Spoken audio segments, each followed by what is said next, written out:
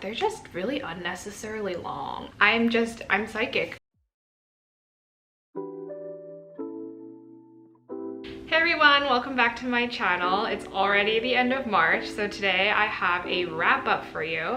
I wasn't able to read as much as I wanted to in March just because school was really crazy and everything, which I'm sure a lot of you understand. I'm still pretty proud of the amount I was able to read, so let's just get started. I just have them flipped backwards here. So I read 4 books this month, but I'm gonna say it's more like 5 or 6 because I read the second Crescent City book. And I'm sure a lot of you read this book too. It came out like mid-February. I had it on pre-order. I got it like end of February. I think I actually started this like end of February, but I finished it in March, so I'm just gonna count it. So to get into this book, it's an adult fantasy book. It's set in this fantastical urban city. So they have like technology, but also magic and stuff exists. There are like different quarters where different magical beings live. The Fae live in this area, and like shapeshifters live in this area, vampires live there, like that kind of thing. I'm not gonna get too much into this because it's a sequel, so I don't want to give anything away from the first one. But in this book, the main character's name is Bryce, and she's half Fae, and this leads to a lot of discrimination she faces from the Fae community because in general they look down on humans in this world. The first book was basically kind of like a mystery. That's all I'm gonna say. And this is an adult fantasy romance as well. So she has like a love interest. And as we know, Sarah J Maas is notorious for her love stories, her fantasy romance stories. And I feel like in these books, definitely romance is like front and center. I would say, if I were to rate this book, I think I would maybe give it like a 4.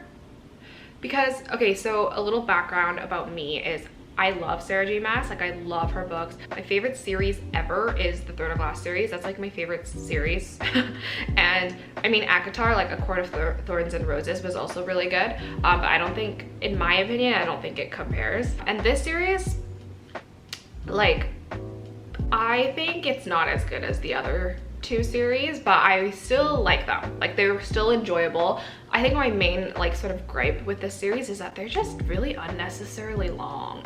And you know, maybe it's just Sarah J Maas has come to a point in her career where she can just write however much she wants and her publishers will be fine with it. And that's, you know, kudos to her. But also for me as the reader, there was a lot of this, and even in the first one, there was a lot of me just, did this really have to be in here? Like, it's just so long. A lot of things are really drawn out. I will say, I like the first book better than this one.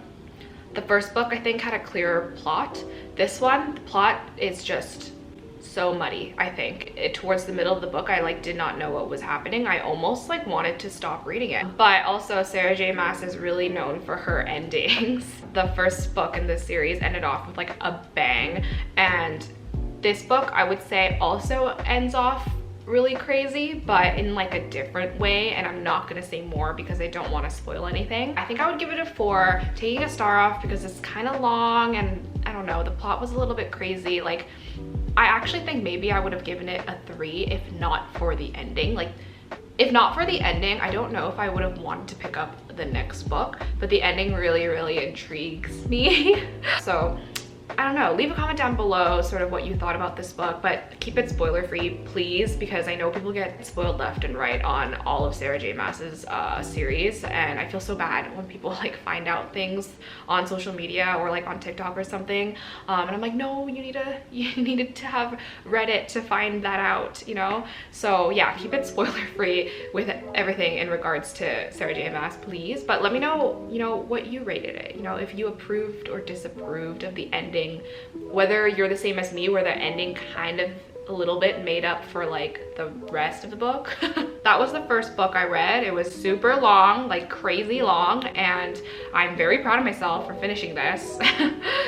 So So next we have Daughter of the Moon Goddess by Sulin Tan. So I've already talked about this book in my review video, which I'll leave up in the cards. This book is basically about a girl. Her mom is the moon goddess and she lived on the moon her whole life, but no one knows that she herself exists because her mom is living on the moon in exile.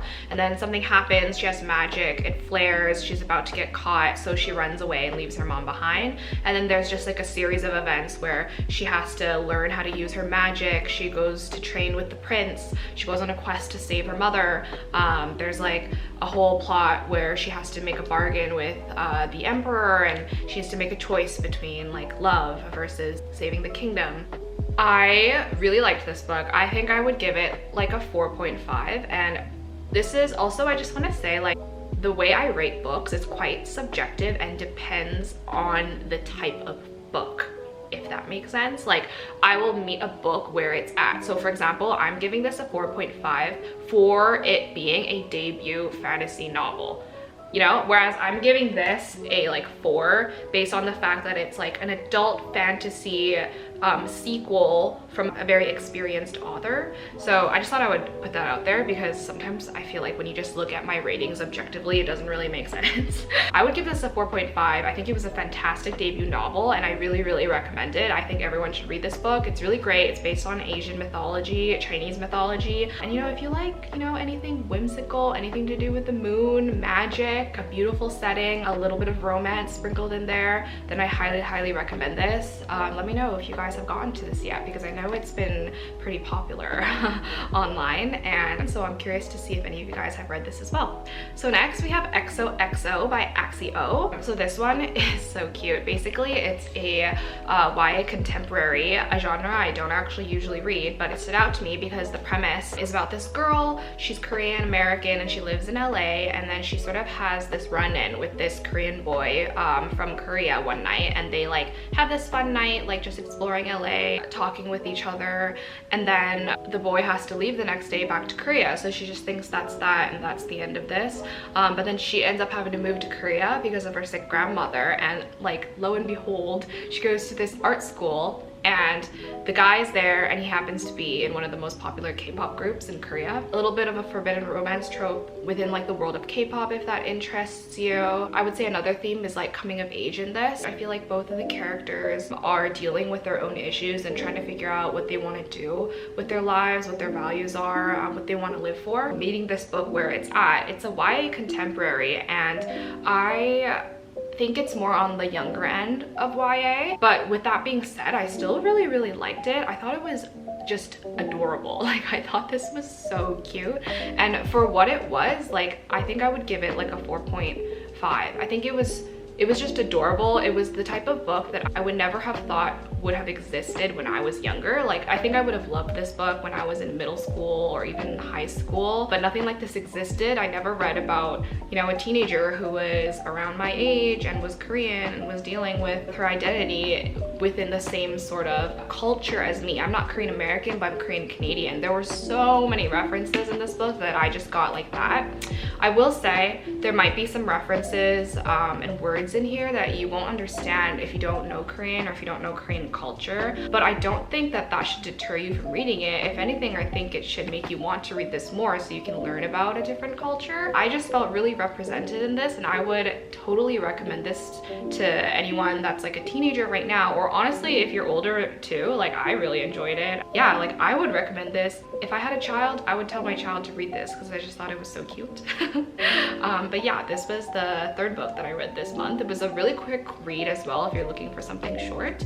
Let me know in the comments if you plan to read this, and if you already have, also let me know what you thought about it. The last book that I read in March was Blade of Secrets by Trisha Levenseller. So I had never read a book by Trisha Levenseller before, but this book really intrigued me because the main character is someone who deals with social anxiety, but the book itself is sort of set in like a historical fantasy setting, and the girl, she is like a blacksmith, but she uses magic to make her weapons. I just really loved the idea of a main character dealing with social anxiety in a fantasy setting. I have never encountered this before. It's rare even to have a protagonist dealing with mental health in any book. So I just was really happily surprised to see that this book was a fantasy book, my favorite genre, and the main character was dealing with social anxiety, something that I have dealt with as well. And another plus was the synopsis for this really reminded me of The Lord of the Rings, because the main character basically makes a weapon and then it ends up being really dangerous because she's imbued magic into it, and she goes on the run with it because she needs to like destroy or hide it from someone who really wants to use it for evil purposes. So, you know, that screams Lord of the Rings. And I said this in my book haul video. I said this, and then after that video I started the book, and oh my goodness, I'm psychic, because or maybe it was just really obvious and I clearly just got on to a very obvious theme that the author was going for. But in the sort of the page where a lot of authors will like dedicate a book to, it literally says, well, at first it says, "This one's for you, Dad, don't let it go to your head." And then underneath there's a quotation from The Lord of the Rings, The Fellowship of the Ring, "Fly, you fools," by Gandalf. I was so shocked when I opened this book, because I was like, oh my god, like I made that connection just from like the synopsis. So I was really proud of myself. So I started this book very happy and proud of myself. And then, I mean, okay, it didn't go downhill, but I will say like the very first few chapters of this book were heavily relying on The Lord of the Rings. Like, I think the first few chapters were basically just the beginning plot of The Lord of the Rings, with like some of the characters like a little bit tweaked, some of their genders changed, you know? I don't know, maybe for someone else that would have been like familiar and fun to read, but for me it was a little bit boring because I knew what was happening next. Because I have watched The Lord of the Rings and read The Lord of the Rings, like I knew what was gonna happen as I kept reading, because it was so like on the tee. It was like mirroring that plot. So the beginning, I would say, kind of made me not so excited to read more, and I actually put it down for like a week or so because I don't know, I was kind of bored. And then I kept reading, and I think it got better. Like, I think it got better in the middle, but even like once I finished the book, it wasn't like a carbon copy of Lord of the Rings. Like, after I finished the whole thing, the main themes were like the same, and there was more romance in this one. Still, I just thought that the plot was a little bit lazy. The parts that weren't lazy, I think, were just relying on Lord of the Rings, and then the parts that I think were trying to be original were kind of messy. So I don't know, I didn't really like it that much. I decided to give this 3 stars, and that makes me really sad though, because the thing that I really liked about this book was the representation for social anxiety. So we're in like the main character's thoughts, and you can see how she deals with every situation so differently from someone who doesn't deal with social anxiety. I think the author did a really good job of that. And I mean, in some cases I thought it was a little bit oversimplified, but considering there's not a lot of books with this kind of representation in it, I thought it was kind of okay. I'll say like I liked it. I think a lot of the reason why I liked it is because of the representation in here, but plot wise I was a little bit disappointed. I also didn't really like the romance that much. I thought it was kind of boring, and also very like love at first sight. Like there was no grounds for the romance in my opinion. So yeah, that was a bit of a disappointment, but I'm glad I read it. It was interesting to read a story from the mind of someone with social anxiety, especially something that's like, you know, like a historical fantasy. So there's like a lot of high stakes situations. So like, how would someone with social anxiety deal with that? That was interesting, but it wasn't like the best read. I'm sorry to end this off on kind of a bad note, but I'm not bad. It wasn't bad. But just like, it wasn't a favorite. So these were the books that I read in March, and I was hoping to read a couple more, but just school got really crazy and I wasn't able to. Normally I would say I hope I could read more next month, but actually next month is finals and I have no idea whether I'll even be able to read one book.